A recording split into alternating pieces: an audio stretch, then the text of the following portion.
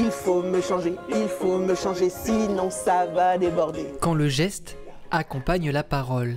Ils sont pour la plupart des bébés, ne parlent pas encore et pourtant ils s'initient à la communication gestuelle.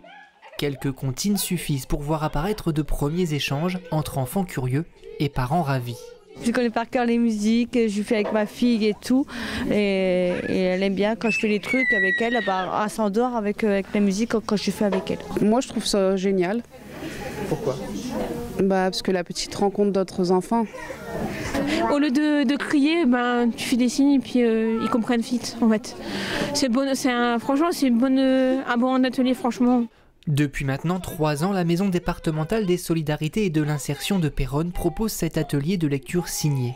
Une fois par mois, une dizaine d'enfants de moins de 6 ans et leurs parents poussent la porte de la structure pour se retrouver le temps d'un moment privilégié. C'est quoi ça les copains ? Un biberon.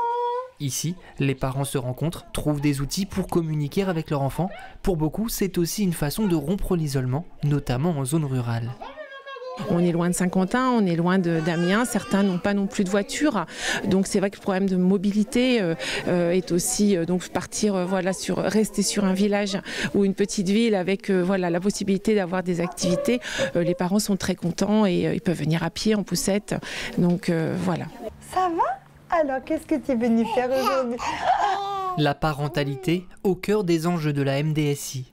À 2 pas de là, les professionnels de la protection maternelle et infantile proposent aux familles un accompagnement pas à pas, de la préparation à la naissance au suivi de l'enfant jusqu'à ses 6 ans. 41,5. Oh. Ici, médecins et puéricultrices dressent les bilans de santé, assurent la vaccination des enfants, mais surtout prêtent une oreille attentive aux questionnements des parents.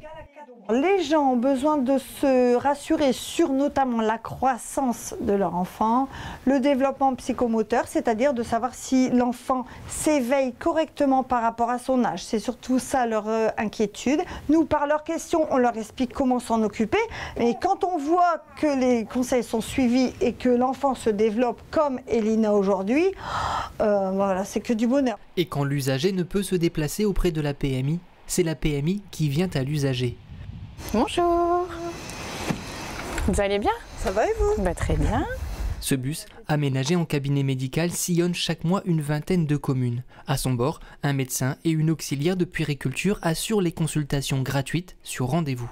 On va d'abord un peu plus parler du développement de l'enfant, de son rythme, de son sommeil, de son alimentation. Et puis ensuite, on va passer à l'examen médical à proprement parler et avec les vaccins s'il y en a après.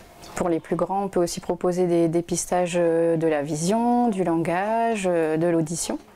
Pratique pour Alison qui a pu venir à pied en consultation. On a toujours quelqu'un à portée de main. Moi, je sais qu'ils m'ont tous été utiles à un moment donné pour Moena.